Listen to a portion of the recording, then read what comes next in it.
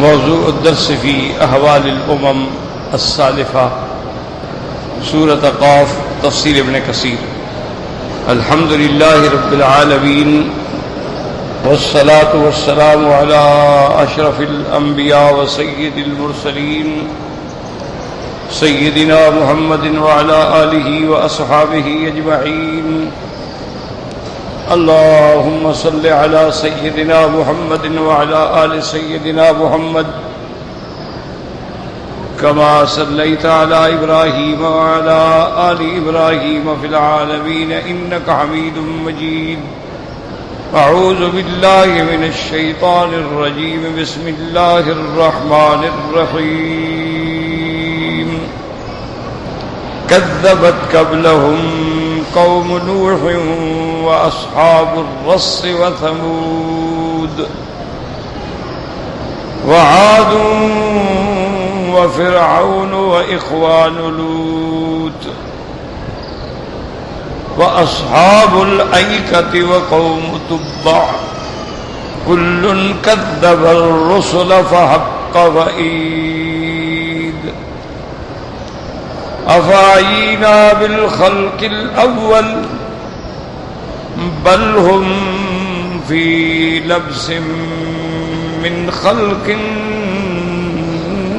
جدید. اللہ تبارک و تعالی نے کلام مقدس کی ان آیات مبارکہ میں سابقہ اقوام جو گزر گئی ہیں ان کے حالات بیان کیے ہیں.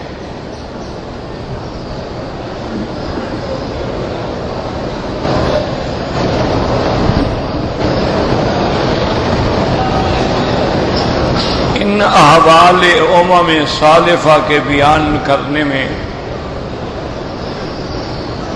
مواعظ ہیں، عبر ہیں، زواجر ہیں کہ کفار قریش نے حضور صلی اللہ علیہ وسلم کی رسالت کی بھی تکذیب کی اور بعث بعد الموت کا بھی انکار کیا کہ مرنے کے بعد ہم دوبارہ نہیں اٹھیں.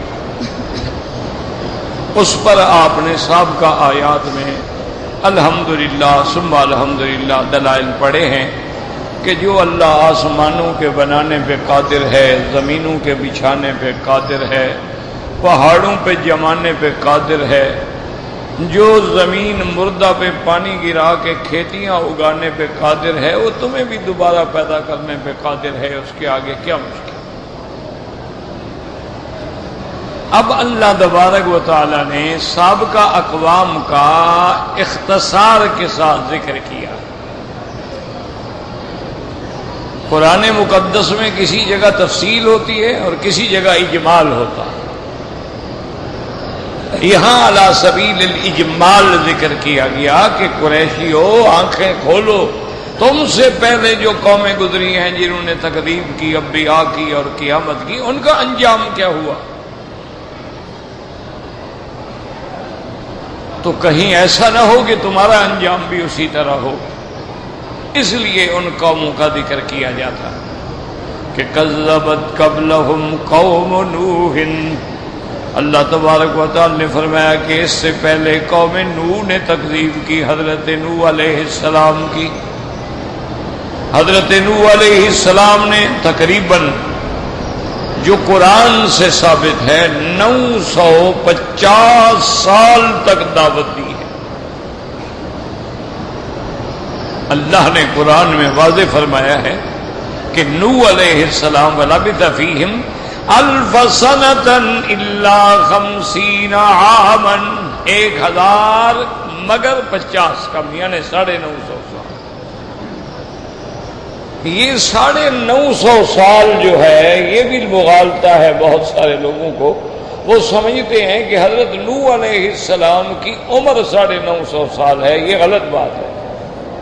حضرت نوح علیہ السلام کی عمر 1050 سال ہے. یہ 950 سال تو مدت دعوت ہے کہ اتنا عرصہ آپ نے قوم کو اللہ کی توحید، اپنی رسالت اور قیامت کے بارے میں دعوت دی.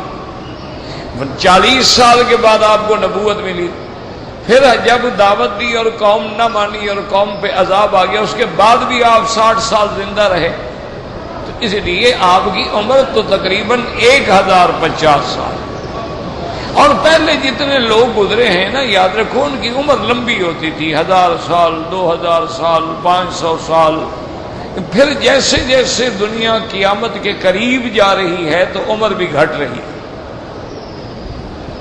اب حضور پاک صلی اللہ علیہ وسلم نے فرمایا کہ میری امت جو ہے ان کی عمر تقریباً یعنی یوں سمجھ لو کہ ما بین 60 و 70 یعنی 60 سال اور 70 سال کے درمیان میں ہے.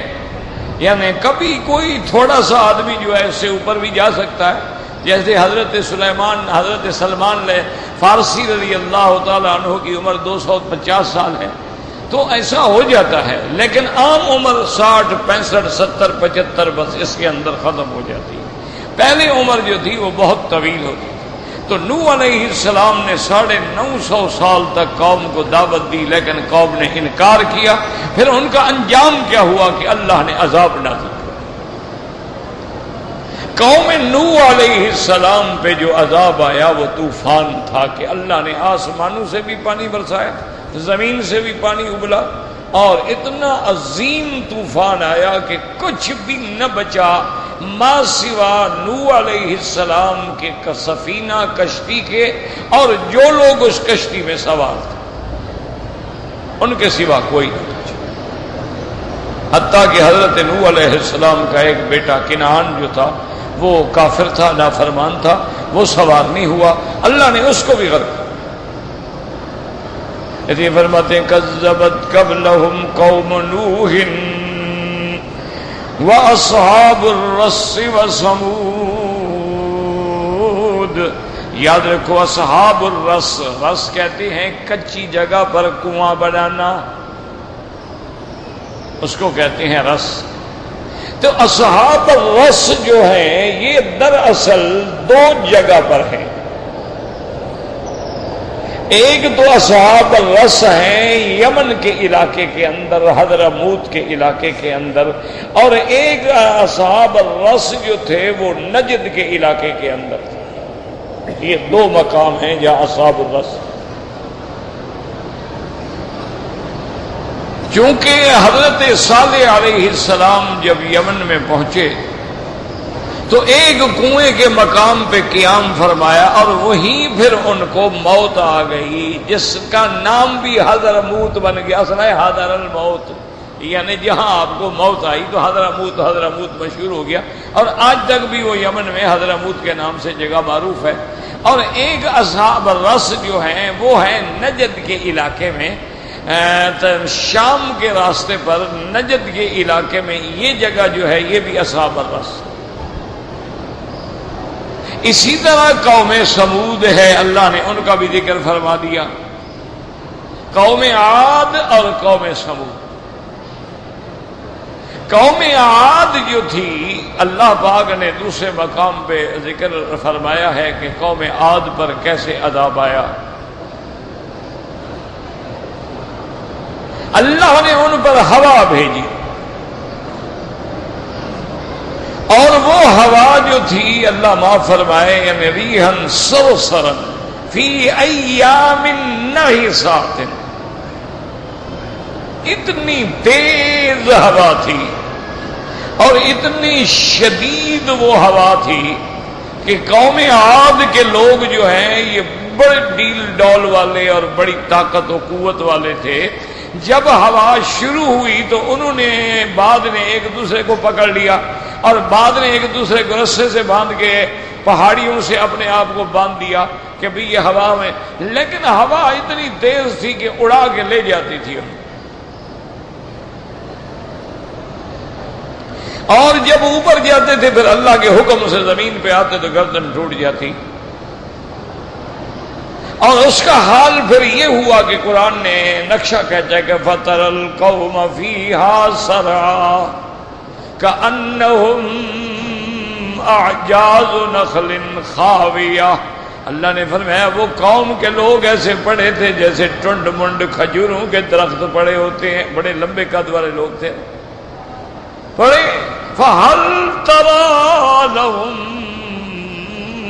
مِّن بَاقِيَةٍ، اللہ نے فرمایا ظالموں بتلاؤ کہ جب میرا عذاب آیا تو پھر ان سے کوئی میرے عذاب سے بچ سکا، کوئی بھاگ سکا؟ کوئی نہیں بھاگا. اور قوم سمود نے جب نافرمانی کی حضرت صالح علیہ السلام سے معجزات طلب کیے، اور قوم نے معجزہ مانگا کہ اگر اس ٹیلے سے ایک اونٹنی نکل آئے اور وہ اونٹنی بھی حاملہ ہو اور پھر اس اونٹنی کا ہم دودھ بھی پئیں تو ہم آپ کو نبی مان لیں گے. بھئی اب اونٹنی کا کیا تعلق ہے کہ وہ ٹیلے سے پیدا ہو؟ اونٹنی تو کسی اونٹنی سے پیدا ہوگی، اپنی جنس سے پیدا ہوگی، ریت سے تو نہیں پیدا ہوگی نا. لیکن قوم کا ایک دماغ خراب ہے کہ پیغمبر کے اوپر تو یعنی مطالبہ کریں یہ معجزہ دکھلاؤ. یاد رکھو مسئلہ بھی سمجھ لو، انبیاء کے معجزات برحق ہیں اور معجزات کا منکر جو ہے وہ کافر ہے. یاد رکھ لیں، بات دماغوں میں بٹھا لیں. اسی طرح اولیاء اللہ کی کرامات جو ہیں وہ بھی برحق ہیں اور کرامات کا منکر بھی کافر ہے.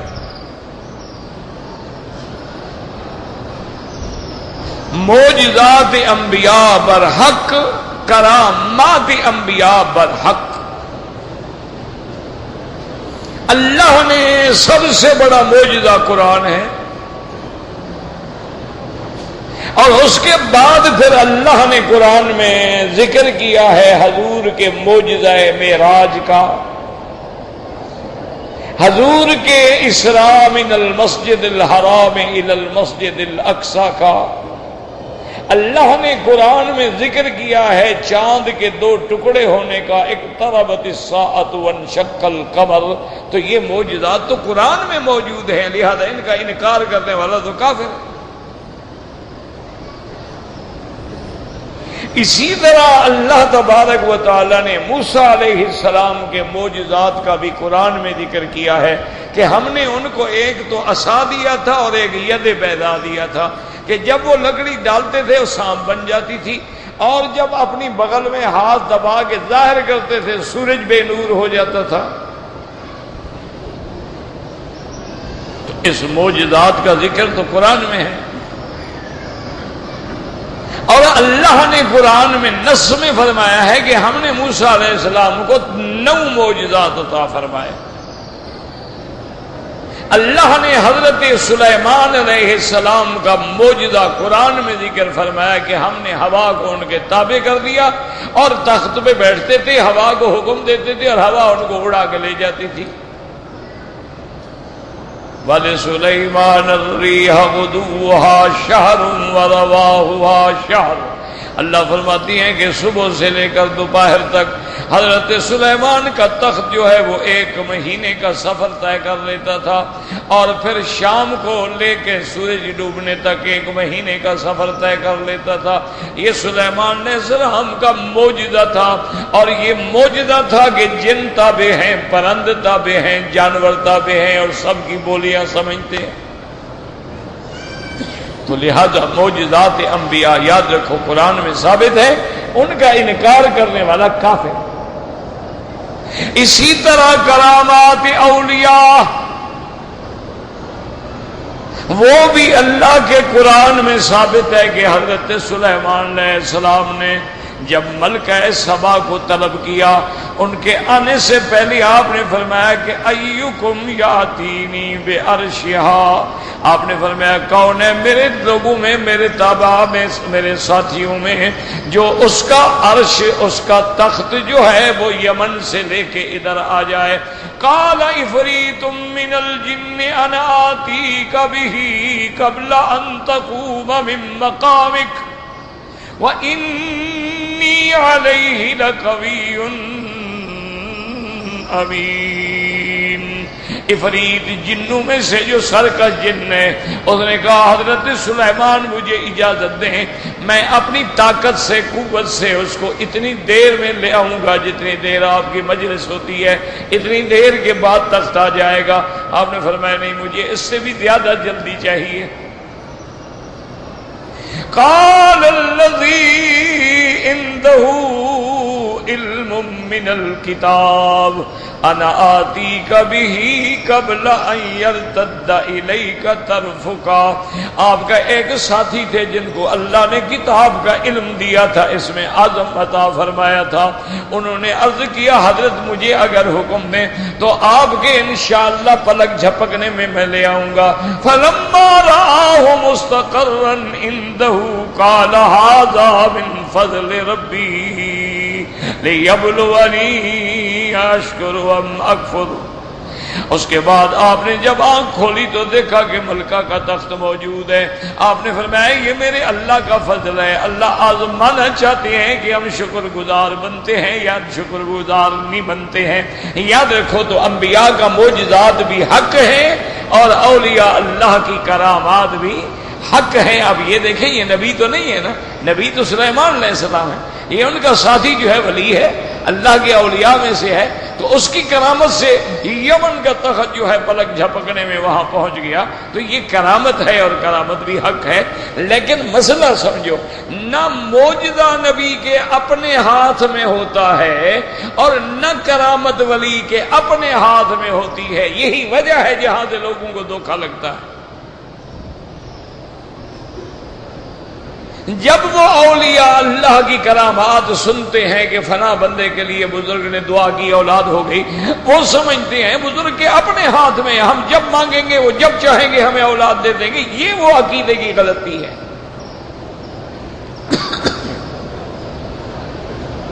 معجزہ بھی برحق ہے، لیکن کتنے انبیاء ہیں جو شہید ہو گئے لیکن معجزہ تو نہ دکھلا سکے۔ انبیاء کو قتل کر دیا گیا، شہید کر دیا گیا، اللہ نہیں چاہتے تھے، نہیں دکھلایا۔ معجزہ نبی کے ہاتھ پہ ظاہر ہوتا ہے لیکن اللہ چاہے تو ظاہر کر دے، نہ چاہے تو نہ کر۔ کرامت اور ولی کے ہاتھ پہ ظاہر ہوتی ہے، لیکن اگر اللہ چاہے، نہ چاہے تو ولی بھی کچھ نہیں کر سکتے۔ کتنے اولیاء اللہ ہے خود ساری زندگی بیمار رہے، اپنے آپ کو بھی شفا نہ دے سکے۔ کتنی اولیاء اللہ ہیں جن کی زندگی جو ہے ریڑی پہ گزر گئی، ویل چیئر پہ گزر گئی، ان کی اپنی دعا نہیں لگی کہ خود اٹھ کے کھڑے ہو جائیں۔ تو یہ سارا اچھا، اور کبھی یہ بھی ہوتا ہے یاد رکھو کہ پیغمبر کا معجزہ ہے، حالانکہ پیغمبر نہیں چاہتا لیکن اللہ معجزہ دکھلانا چاہتے ہیں۔ یعنی پیغمبر کے چاہنے میں نہیں ہوتا معجزہ، معجزہ اللہ کے حکم سے ہوتا۔ حضرت موسیٰ علیہ السلام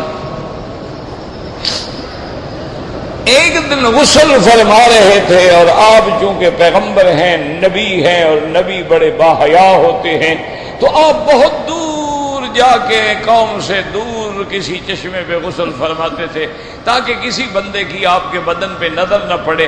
آپ نے کپڑے اتار کے ایک پتھر پہ رکھے، آپ غسل کر رہے ہیں، غسل کر کے فارغ ہوئے، دیکھا تو پتھر تو کپڑے لے کے بھاگ گیا۔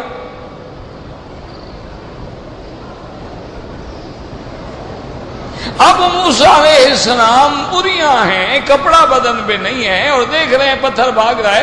موسیٰ علیہ السلام غصے میں بھاگے لکڑی لے کے، اس کے پیچھے 100 حجر، وہ بدبخت پتھر کہاں میرے کپڑے لے کے جا رہے ہو؟ لیکن پتھر سنتا ہی نہیں، اور موسیٰ علیہ السلام بھی جوش میں ہے اور پتھر بھی بھاگ رہا ہے۔ اب موسیٰ علیہ السلام تو نہیں چاہتے ہیں، پتھر بھاگتے بھاگتے وہاں آ گیا جہاں ان کی لوگ بیٹھے تھے الزام لگانے والے، جو موسیٰ علیہ السلام پہ عیب لگاتے تھے کہ موسیٰ دور اس لیے غسل کرنے کے لیے جاتے ہیں کہ انہو آدر، آپ کو بیماری ہے اندر کی۔ تو اب جناب بغیر کپڑوں کے موسیٰ علیہ السلام سامنے آ گئے، انہوں نے دیکھا، انہوں نے کہا یار موسیٰ علیہ السلام کو تو کوئی بیماری نہیں، ہم تو خامخواہ جھوٹ بولتے تھے۔ تو اللہ نے اس معجزے کے ذریعے قرآن میں ذکر کیا ہے کہ یا ایھا الذین آمنوا لا تکونوا کالذین آذوا موسیٰ فبرأہ اللہ مما قالوا وکان عند اللہ وجیہا۔ اللہ نے فرمایا ایمان والے تم بھی اپنے پیغمبر کو ایذا نہ دینا جیسے قوم نے موسیٰ علیہ السلام کو عیب لگا کے ایذا دیا، لیکن اللہ نے ان کی برات کر دی۔ ساری قوم نے دیکھ لیا کہ موسیٰ علیہ السلام تو بے عیب ہے۔ تو اب موسیٰ علیہ السلام تو چاہتے بھی نہیں تھے، لیکن اللہ کا حکم تھا، معجزہ ظاہر ہو گیا۔ تو اس لیے ہمیشہ یاد رکھیں یہی وہ بنیادی غلطی ہے جہاں سے آ کر پھر یہ ہوتا ہے کہ لوگوں کے دماغ میں آ جاتا ہے کہ پیغمبر جب چاہیں چاند دو ٹکڑے کر دیں، پیغمبر جب چاہیں معجزہ دکھلا دیں۔ نہ، اگر ایسا ہوتا تو پھر حضور پاک کے دندان مبارک شہید نہ ہوتے، حضور کا چہرہ مبارک زخمی نہ ہوتا، اور آپ کپڑے پر اپنے خون کو روک رہے ہیں میدان احد میں اور کہتے ہیں کہ عجیب قوم ہے کہ جس نے اپنے نبی کے چہرے کو داغدار کر دیا ہے خون سے، لن یفلح ھذا القوم، اس قوم کو کبھی فلاح نہیں ملے گی۔ اللہ کا عتاب آ گیا، لیس لک من الامر من شیء۔ اللہ نے فرمایا آپ جو کہہ رہے ہیں اس قوم کو ہدایت نہیں ملے گی، نجات نہیں ملے گی، آپ کے ہاتھ میں کیا ہے؟ میری مرضی، میں ان کو ہدایت دے دوں، یتوب علیہم او یعذبہم، ان کو توبہ کی توفیق دے دوں یا عذاب دے دوں، یہ میرے ہاتھ میں ہے، آپ کیوں کہہ رہے ہیں ایسی بات؟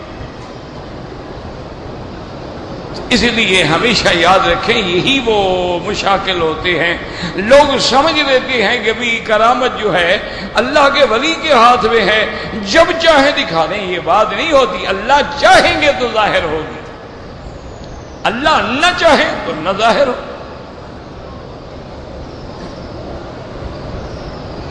اس لیے قوم ثمود نے جب مطالبہ کیا تو پیغمبر نے بڑا سمجھایا کہ قوم عقل کرو، عقل کرو، معجزات اپنی طرف سے نہ مانگو، اگر تمہیں مانگا ہوا معجزہ اللہ نے دے دیا اور تم ایمان نہ لے آئے تو پھر اللہ تمہیں برباد کر دیں گے۔ انہوں نے کہا نہیں جناب، ہم تو بالکل ایمان لے آئے۔ اللہ نے معجزہ ظاہر کر دیا، اونٹنی پیدا ہو گئی۔ اب حیران کھڑے ہیں کہ یار اونٹنی تو نکل آئی ٹیلے سے۔ حضرت صالح علیہ السلام نے سمجھا دیا، دیکھو بھائی، ایک تو اونٹنی کو کبھی چھیڑنا نہیں،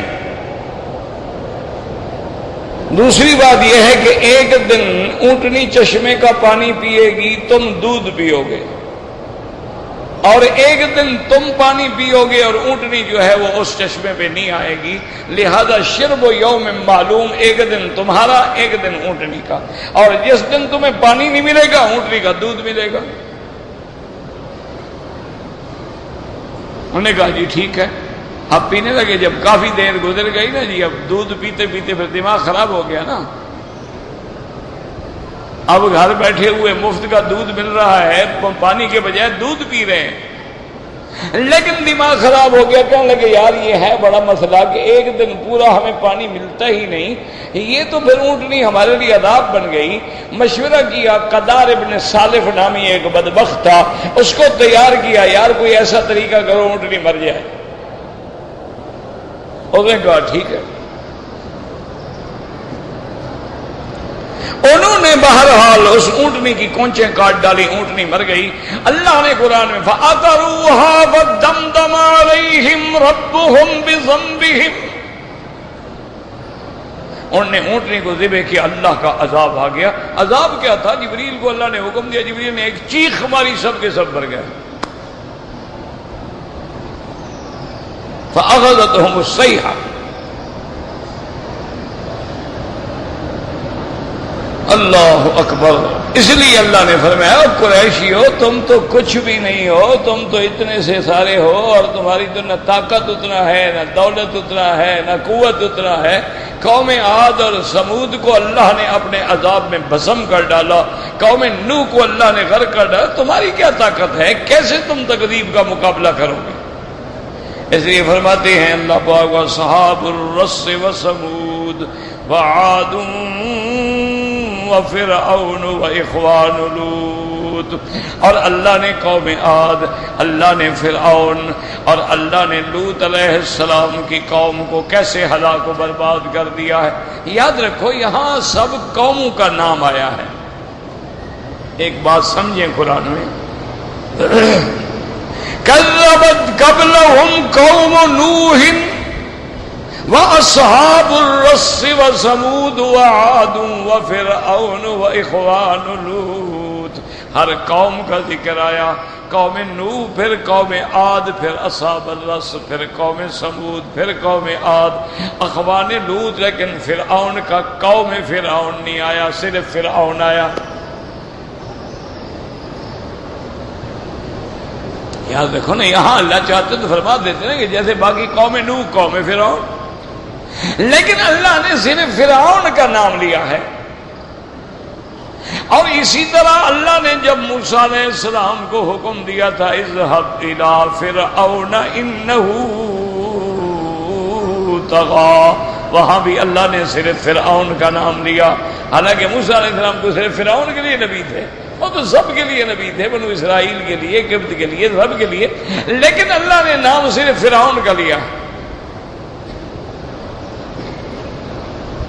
اس کی وجہ علماء نے لکھا ہے کہ فرعون چونکہ ایک ایسا ڈکٹیٹر تھا، ایک ایسا آمر مطلق تھا کہ اس کی قوم قوم کو اس نے کچل دیا تھا اپنے پاؤں کے نیچے. قوم کی رائے کی کوئی حیثیت ہی نہیں تھی، جو فرعون کہے گا وہ ٹھیک ہے. اس لیے اللہ نے اس قوم کا ذکر ہی نہیں کیا کہ وہ قوم تو اتنی ختم ہو گئی تھی کہ فرعون جو فرعون کہے گا ٹھیک ہے، جو نہیں کہے گا نہیں. فاستخف قومه فاطاعوه، اللہ نے فرمایا اس نے اپنی قوم کو بالکل ذلیل کر دیا، عاجز کر دیا، بے قیمت کر دیا. وہ سب اس کے تابع تھے. فرعون کہتا ہے میں رب ہوں، کہتے آپ رب ہیں. اس لیے اللہ نے فرعون کا نام لیا ہے. تو فرعون چونکہ ایک ایسا ڈکٹیٹر تھا، ایسا آمر مطلق تھا کہ اس نے پوری قوم کی قوت اور رائے اور طاقت اور سب کو ختم کر دیا. اس لیے صرف فرعون کا نام لیا. وَأَخْوَانُ لُوطٍ، یہاں اخوان کا لفظ لیا گیا. یاد رکھو لوط کے بھائی بند. وجہ یہ ہے کہ لوط علیہ السلام کی وہ حقیقتاً قوم تھی، یعنی ان کے ساتھ برادری بھی تھی، ان کے ساتھ رشتہ داری بھی تھی علاقے کا. کبھی تو یہ ہوتا ہے نا کہ اخوت ایمانی ہوتی ہے کہ ہر کلمے پڑھنے والا ایک دوسرے کا بھائی ہے، لیکن کبھی جو ہے نسب بھی تو ہوتا ہے نا. اس لیے علماء نے لکھا ہے کہ نسبت جو ہے یاد رکھو کبھی ولادیہ ہوتی ہے، کبھی نسبت جو ہے مکانیہ ہوتی ہے، کبھی نسبت جو ہے اعتقادیہ ہوتی ہے، کبھی نسبت جو ہے سیارفیہ ہوتی ہے. نسبت کے اسباب ہیں. نسبت ولادیہ کا کیا معنی کہ قریشی ہے تو قریشی کا بھائی ہے، دونوں کا نسب ایک ہو گیا نا، تو یہ نسب ہے ولادیہ کی طرف کہ وہ بھی قریشی تم بھی قریشی. اور ایک نسبت ہوتی ہے مکانیہ. کیا معنی؟ وہ بھی کوفے کا ہے تم بھی کوفے کے ہو، وہ بھی کوفی تم بھی کوفی، وہ بھی بصری تم بھی بصری، وہ بھی مکے کا رہنے والا تم بھی مکے کے رہنے والے، مکی ہے وہ بھی مکی ہے، حجازی ہے وہ بھی حجازی ہے، وہ نجدی ہے وہ بھی نجدی. یہ کہتے ہیں قوم کی نہیں جگہ کی وجہ سے نسبت. اور کبھی نسبت ہوتی ہے اعتقادیہ. کیا معنی کہ یہ مومن ہے یہ کافر ہے، یہ اہل سنت والجماعت ہے یہ اہل بدعت ہے، روافض ہے، نواصب ہے، خوارج ہے. یہ ہوتی ہے نسبت عقیدے کی. اور کبھی کبھی ہوتی ہے سیارفیہ.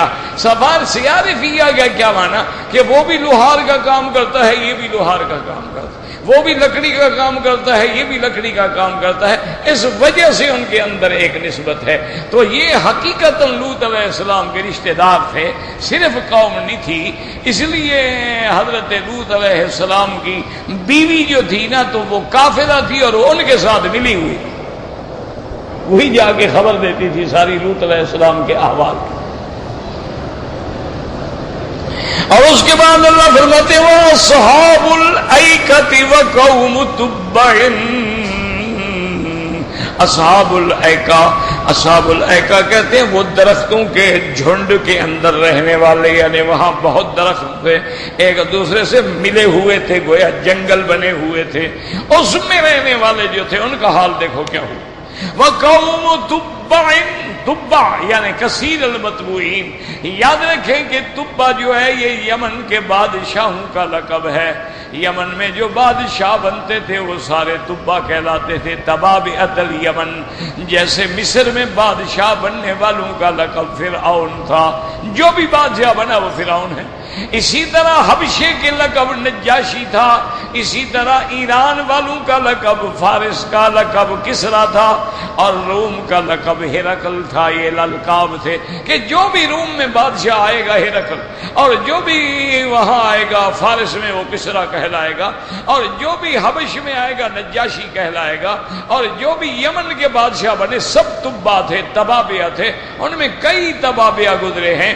اور یہاں یہ بھی یاد رکھ لیں کہ اللہ کے کعبے پر سب سے پہلا غلاف چڑھانے والا جو ہے وہ تبع اکبر یمن کا وہ پہلا بادشاہ، اس کا بھی بڑی عجیب واقعہ ہے کہ وہ بڑا بادشاہ تھا، بڑی فوجیں تھیں، بڑی طاقت تھی، وہ یمن سے چلا اور فتوحات کرتا کرتا کرتا عراق، شام، یہ سارے علاقے فتح کر لیے۔ اب واپس آ رہا تھا تو مدینہ منورہ سے گزرا تو اس نے مدینے والوں پر بھی حملہ کر دیا۔ سارا دن لڑائی ہوتی رہی۔ شام کو جب لڑائی ختم ہوئی، ٹھنڈی ہوئی، تو مدینے والوں نے کھانا پکا کے بھیجا دشمن کو۔ تو وہ بادشاہ حیران ہو گیا اور کہنے لگا یار یہ عجیب لوگ ہیں، سارا دن ہماری تلواریں چلتی رہی ہیں، ابھی ہمیں کھانے بھی بھیج رہے ہیں۔ تو اس نے اپنے علماء کو بلایا کہ یہ کون لوگ ہیں؟ اس نے کہا آپ نے ہم سے پوچھا نہیں، آپ نے زیادتی کی ہے، آپ کو مدینہ منورہ پہ حملہ نہیں کرنا چاہیے تھا، یہ یثرب کہلاتا ہے، لیکن ایک وقت آئے گا جب یہاں ایک نبی ہجرت کر کے آئیں گے جن کا نام حضرت محمد مصطفیٰ صلی اللہ علیہ وسلم،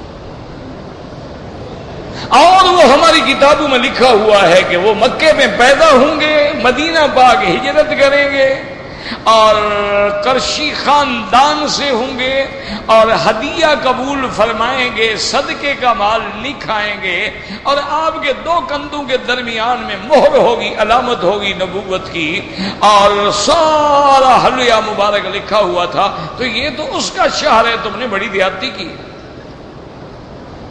اور نے کہا چلو یار ہم مدینے والوں سے معافی مانگتے ہیں، سلو ہو گئی، معافی مانگ لی، اور مدینے والوں کی بڑی اکرام کیا، بڑی تکریم کی، جو نقصان ہوا تھا وہ بھی سارا ادا کیا۔ اور اس نے پھر یعنی تاریخ اٹھا کے دیکھیں، عجیب بات ہے، اس نے مدینہ منورہ میں ایک مکان خریدا، مکان خریدنے کے بعد ایک خط لکھا، اور وہ خط لکھا من تبابعۃ الیمن التبع الاکبر الی محمد رسول اللہ۔ اس نے خط لکھا حضرت محمد مصطفیٰ کے نام، اور اس میں لکھا کہ محمد مصطفیٰ مجھے آپ کے آنے کا معلوم ہوا ہے، اگر اللہ کو منظور ہوا میری زندگی میں آپ آ گئے تو میں آپ کے قدموں میں آؤں گا اور آپ کا معاون بنوں گا، آپ کی مدد کرنے والا بنوں گا، اور آپ پہ ایمان لاؤں گا، اور اگر میرے نصیب میں نہیں ہے، آپ میری موت کے بعد اگر آئیں گے تو آپ قیامت میں گواہی دینا کہ میں آپ پر ایمان لا رہا ہوں۔ ابھی حضور پیدا نہیں ہوئے،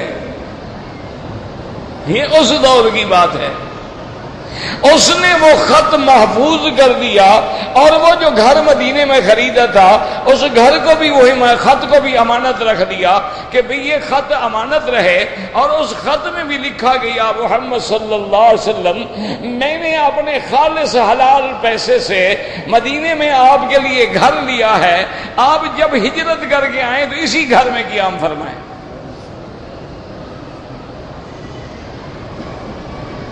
یعنی عجیب واقعات ہیں قدرت کے۔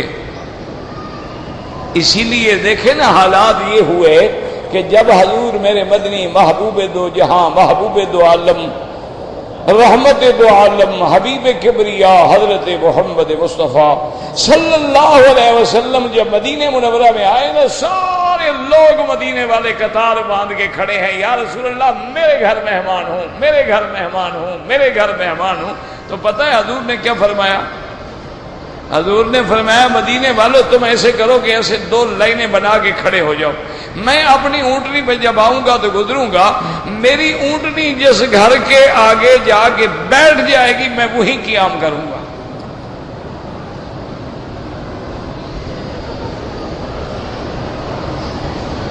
کیا مانا؟ اشارہ تھا نا کہ میری اونٹنی اللہ کے فیصلے کی پابند ہے۔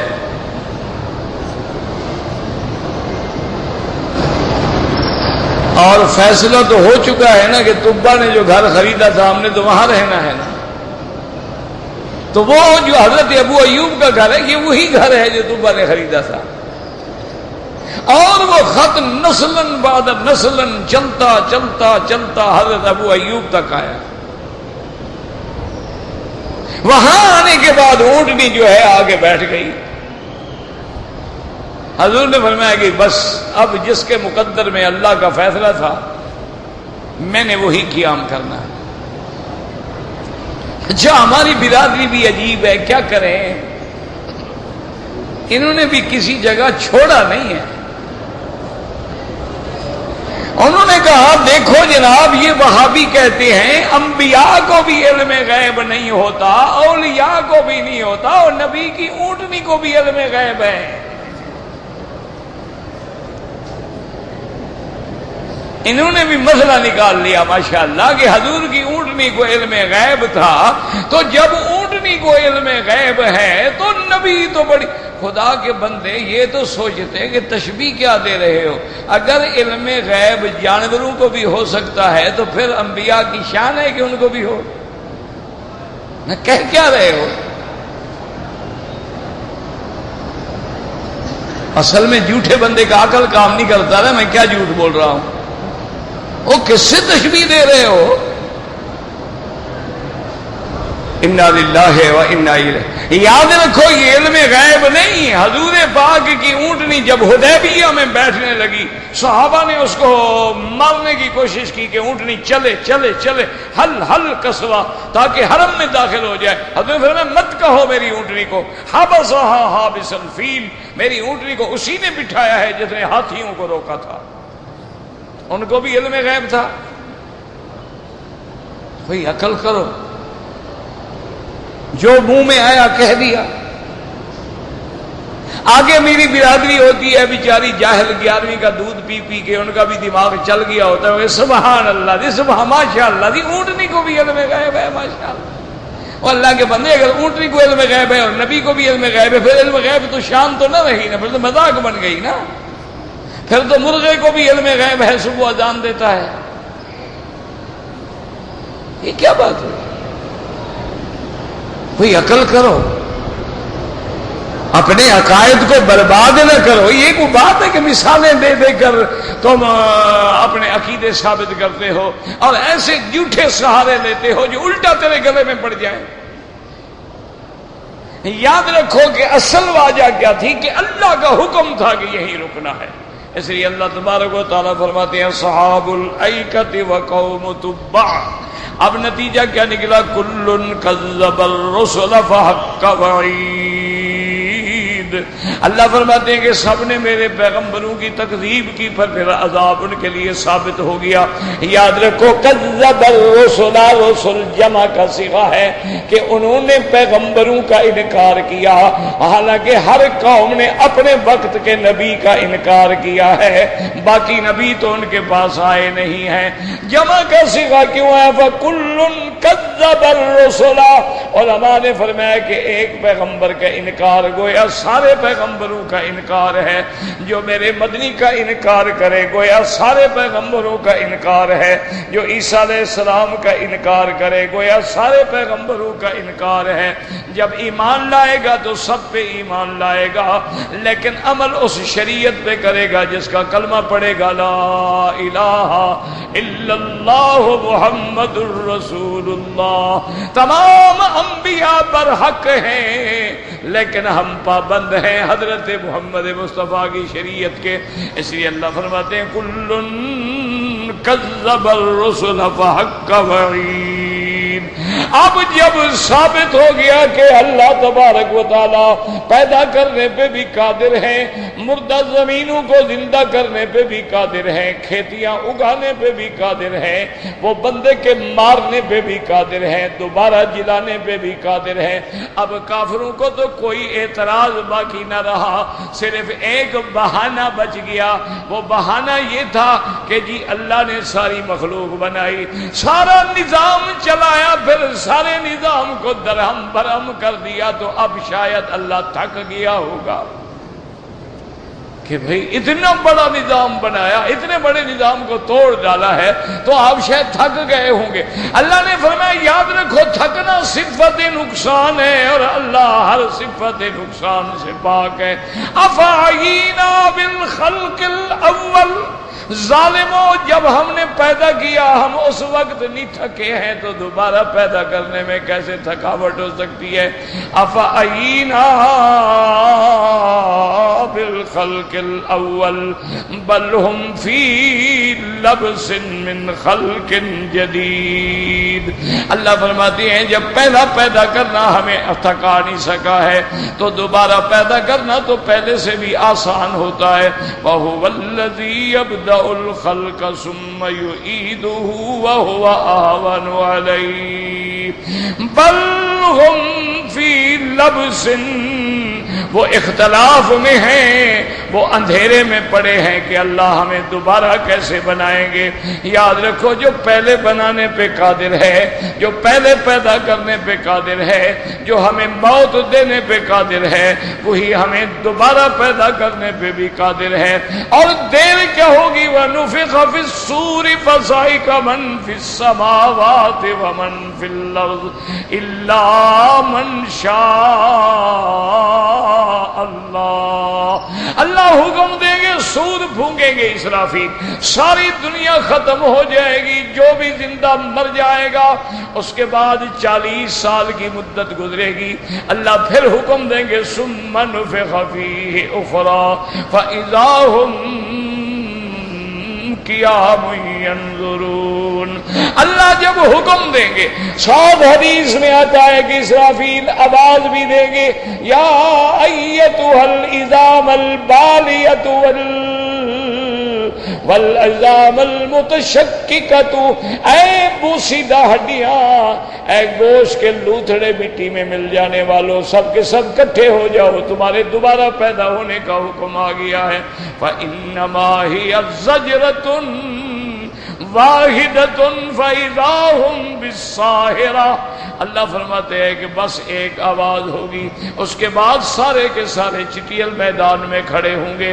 اور جب ہم قبریں کھول دیں گے، اِذَا الْقُبُورُ بُعْثِرَتْ، جب قبریں کھول دی جائیں گی، اور اسی طرح اللہ تبارک و تعالی نے فرمایا ہے کہ وہ ایسی گھڑی ہوگی سخت، جیسے فرماتے ہیں یا ایھا الناس اتقوا ربکم ان زلزلۃ الساعۃ شیء عظیم یوم ترونها تذہل کل مرضعۃ عما ارضعت وتضع کل ذات حمل حملها وترى الناس سکارى وما هم بسکارى ولكن عذاب اللہ شدید۔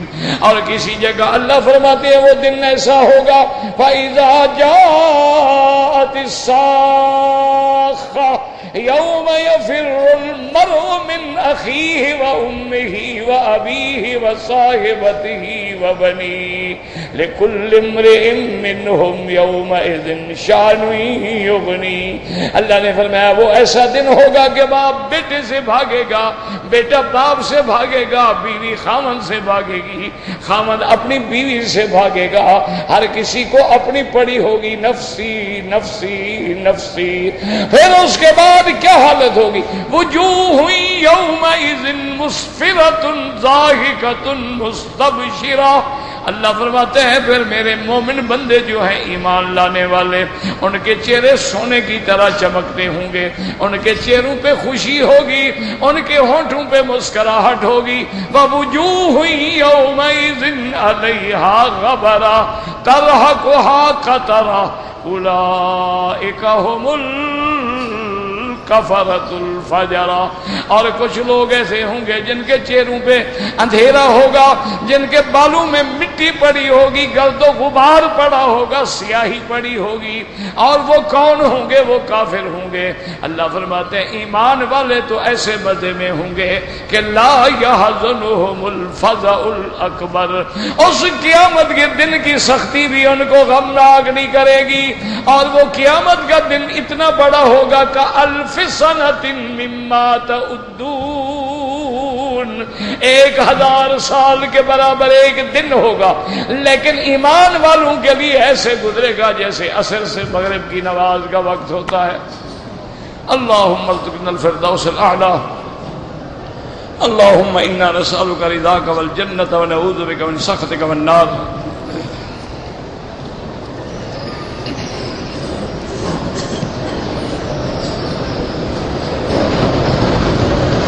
کہتے جی کہ اہل کتاب جو ہے ان کا ذبیحہ حلال ہے اگر وہ صحیح معنی میں اہل کتاب ہیں، یعنی نصرانی ہے یا یہودی ہے. اگر ان کا ذبح کردہ جانور ہے، کیونکہ وہ جب ذبح کرتے ہیں تو اللہ کا نام لیتے ہیں، وہ اللہ کا نام لے کے ذبح کرتے ہیں. اور قاعدہ یہی ہے کہ فَكُلُوا مِمَّا ذُكِرَ اسْمُ اللَّهِ عَلَيْهِ، جس پہ اللہ کا نام لیا جائے کھا لو. وَلَا تَأْكُلُوا مِمَّا لَمْ يَذْكُرِ اسْمُ اللَّهِ عَلَيْهِ، اور جس پہ اللہ کا نام نہ لیا جائے وہ نہ کھائیں.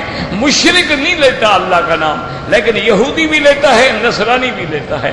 اور یہودی تو اتنا شدید ہے کہ ان کا تو کوشر جو ہے نا جی، ہوائی جہازوں میں بھی انہوں نے قانوناً منظور کرایا ہے، ان کا کوشر الگ ہوگا تاکہ وہ دوسرے کا گوشت نہیں کھاتے. ان کو یقین ہی نہیں ہوتا کہ وہ ذبح شدہ ہے.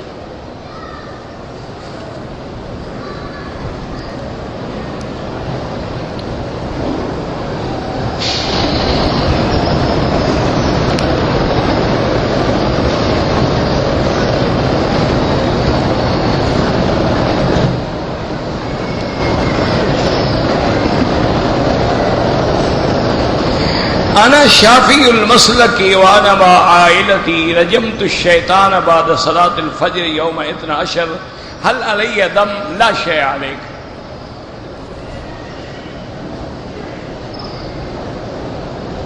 کہتے جی کہ اگر ولادت جو ہے وہ ہم مسقط میں ہوئی ہے، عقیقہ جو ہے ہم پاکستان میں کر سکتے ہیں، جہاں مرضی آئے کرو، کوئی مشکل نہیں.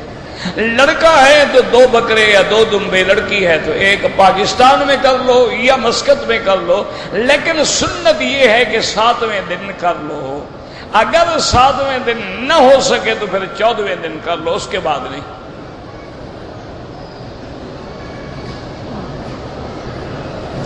کہتے کہ جی جب ہم مدینہ منورہ میں جائیں تو ہمارے لیے سب سے افضل اعمال کیا ہے؟ سب سے افضل عمل یہ ہے کہ ایک تو آپ نماز مسجد نبوی میں جماعت کے ساتھ پڑھیں اور تکبیر اولا بھی فوت نہ ہو. دوسرا افضل عمل یہ ہے کہ میزا جو ریاض الجنہ کا ٹکڑا ہے، جس کو حضور نے فرمایا کہ ما بین بیتی و منبری روضۃ من ریاض الجنہ، اس کے اندر جتنا اللہ موقع دے بیٹھیں، درود پڑھیں، نفل پڑھیں، اور جتنے دن مدینے میں رہیں ساری دنیا کے وظیفے چھوڑ کے زیادہ سے زیادہ درود شریف پڑھیں.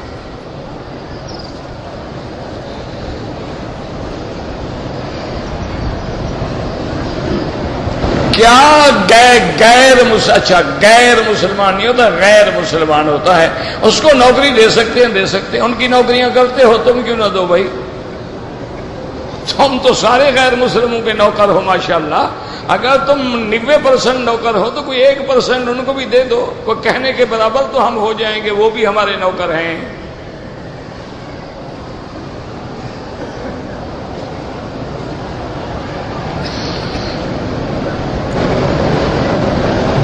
مولانا فاروق صاحب کا مجھے پتہ نہیں قیام کہاں ہے۔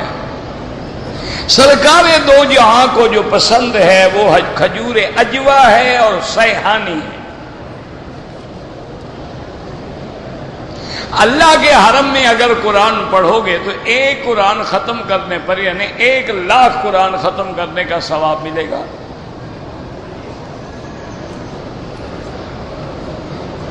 کہتے جی کہ احرام کی حالت میں مجھے کوئی کٹ لگ گیا، زخم آ گیا تو کوئی جرمانہ، یعنی کٹ بھی آپ کو لگا ہے اور جرمانہ بھی اسلام آپ کو کرے، اچھا انصاف ہے بھائی؟ کس بات کا جرمانہ؟ تمہیں چوٹ لگ گئی ہے، الٹا جرمانہ بھی تمہیں کیا جائے؟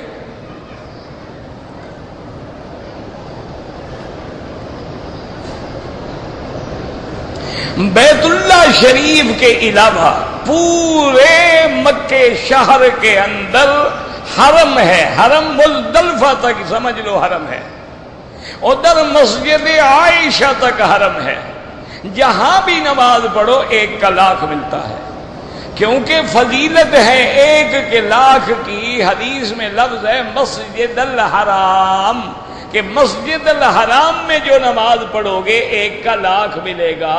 اور مسجد الحرام سے صرف یہ مسجد نہیں ہے، انما المشرکون نجس فلا يقربوا المسجد الحرام بعد عامهم هذا۔ اللہ کہتے ہیں مشرک پلید ہیں، ان کو آج کے سال کے بعد پھر مسجد الحرام میں داخلہ منع ہے۔ تو کیا منع ہے؟ یعنی باب العمرہ پہ کھڑا رہے، صرف اندر نہ آئے، وہ حد حرم پہ روکا جائے گا۔ تو سارا حد حرم جو ہے وہ مسجد الحرام ہے۔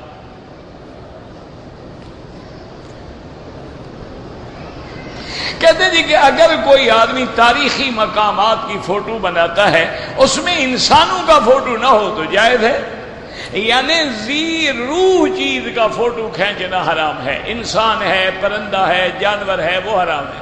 اگر محل ہے، مکان ہے، دریا ہے، سینری ہے، پھول ہیں، کوئی مسئلہ نہیں۔ مکہ شریف میں ہماری 10 دن رہائش ہے، ہم مسجد عائشہ سے عمرہ کرنا چاہیں آپ کی مرضی ہے، نفلی عمرہ ہے، بالکل جائز ہے، نہ کریں تمہاری مرضی ہے۔ اگر فجر کی سنتیں رہ جائیں، نماز کھڑی ہو گئی، آپ نماز پڑھ لیں اور سورج نکلنے کے بعد 2 رکعت سنت جو ہے پڑھیں، لیکن اگر کوئی فجر کی نماز کے فوراً بعد بھی پڑھ لے تو جائز ہے۔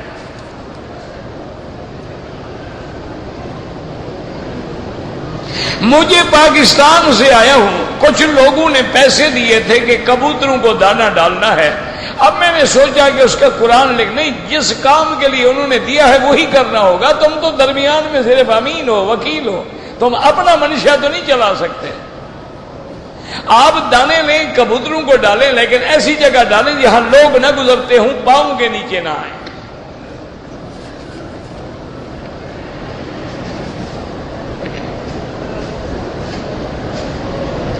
آپ زیادہ سے زیادہ طواف کریں، یہ افضل ہے، لیکن کوئی آدمی مسجد عائشہ سے عمرہ کرنا چاہے تو جائز ہے۔ اگر دوران طواف نماز جنازہ آ جائے، نہ پڑھیں تو اجازت ہے، پڑھ لیں تو پھر طواف شروع کر دیں۔ نمازی کے آگے نہ گزریں، مجبوری ہے تو سجدے کی جگہ سے دور گزریں۔ نماز وتر کے اندر دعائے قنوت پڑھنا واجب ہے، نہیں پڑھے گا تو سجدہ سہو کرنا پڑے گا۔ امام ابو حنیفہ رحمۃ اللہ علیہ کے نزدیک، حنابلہ کے نزدیک دعائے قنوت پڑھنا سنت ہے، پڑھیں گے تو ثواب ہے، نہیں پڑھیں گے تو وتر ہو جائیں گے۔ وہ نہ یاد ہو تو جتنا یاد ہے وہی پڑھتے رہو، اللہم اہدنا اللہم اہدنا اللہم اہدنا، اتنا ہی پڑھتے رہو۔ نماز جمعہ اور جمعہ کا دن جو ہے وہ افضل الایام ہے، سید الایام ہے، خیر الایام ہے۔ میں نے 3 عمرے کیے ہیں، 3 عمرے کرنے کے بعد ہر عمرے کے بعد کینچی سے میں نے اپنے بال خود کاٹے ہیں۔ اگر سارے سر کے بال کاٹے ہیں تو پھر تو ٹھیک ہے، اگر ٹک لگائے ہیں تو دم پڑ گئی۔ اگر تم نے سارے سر سے بال کاٹے ہیں بالکل ٹھیک ہے، اگر تم نے 2 ادھر سے اور 2 ادھر سے اور 2 ادھر سے تو پھر 1 بکری دم پڑ گئی۔ 3 غلطیاں چونکہ ایک جیسی ہیں، دم ایک پڑے گی۔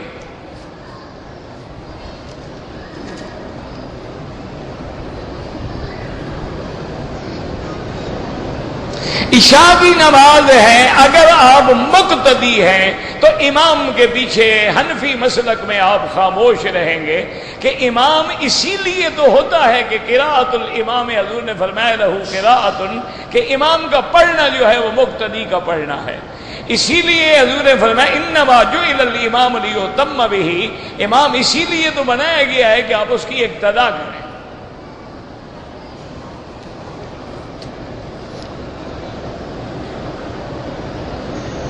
اگر عمرے کے بعد مرد اپنے سر پہ خود اس طرح پھیر لے بالکل جائز ہے، عورت اپنے بال خود کاٹ لے بالکل جائز ہے۔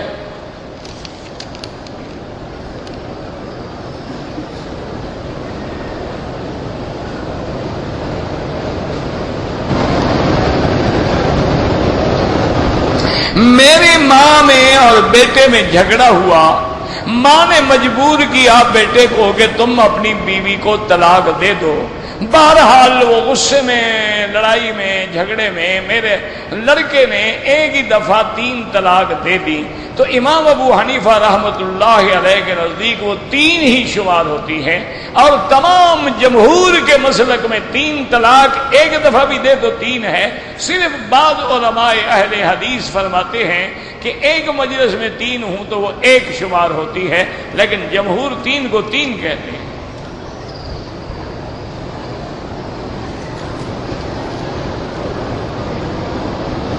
اگر ایک عورت کو حیض آ جائے اور اس نے فلائٹ ہے، جانا ہے، طواف الوداع نہ کرے، معاف ہے۔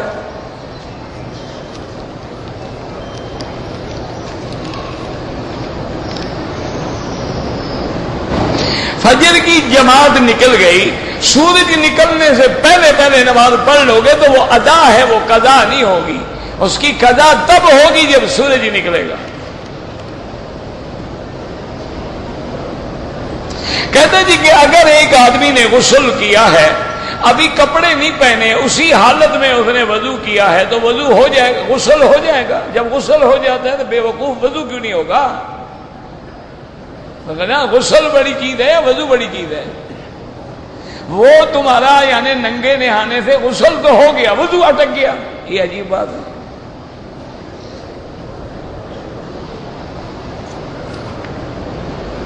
چہرے کا پردہ لازم ہے، یدنین علیہن من جلابیبہن، اپنے گھونگھٹ کو کھینچے چہرے پر۔ جلابیب جلباب چادر پاؤں سے نہیں کھینچی جاتی، اوپر سے کھینچی جاتی ہے۔ اختلاط مارکیٹ میں ہو یا ہوٹل میں بالکل حرام ہے۔ اعراب جو ہے صحیح کے ساتھ پڑھنا چاہیے بالکل، کبھی انسان ہے غلطی بھی ہوتی ہے، اللہ معاف کرے۔ اگر ایک عورت ہے وہ کعبہ کو دیکھنا چاہتی ہے لیکن ہے باہر کھڑی ہو کے دیکھ لے، رشوت دے کے نوکری حاصل کرنا بالکل حرام ہے۔ رشوت دینے والے پر بھی لعنت ہے، لینے والے پر بھی لعنت ہے۔ وہ تو اس حال میں رشوت کی گنجائش ہے کہ ایک آدمی ہے وہ آپ پہ ظلم کر رہا ہے، آپ کا حق نہیں دیتا، آپ مجبور ہو کے رشوت دیتے ہیں، تو اب لینے والے پہ لعنت ہے، دینے والے پہ نہیں ہے۔ لیکن تم بھی تو نوکری حاصل کرنا چاہتے ہو نا، یعنی تمہارا بھی مفاد ہے، اس کا بھی مفاد ہے، تو اب دونوں پہ لعنت ہے۔ ربنا تقبل منا انك انت السميع العليم وتب علينا انك انت التواب الرحيم ربنا ظلمنا انفسنا ان لم تغفر لنا وترحمنا لنكونن من الخاسرين اللهم لا تجعلنا مصغة للبازغين اللهم لا تجعلنا عقلة للآخرين